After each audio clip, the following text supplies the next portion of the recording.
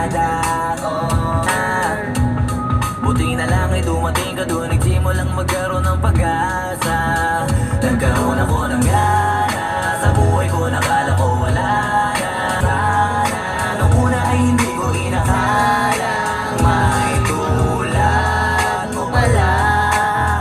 Di pa rin ako makapaniwala. Ngayon ko palang nadama to, na ganito pala kasaya to. Yung buhay ko na may gagaya mo. Kasi dati naman ay sanay ako, mahalaga lang ay buhay ako. Nung kala ko walang kagaya mo.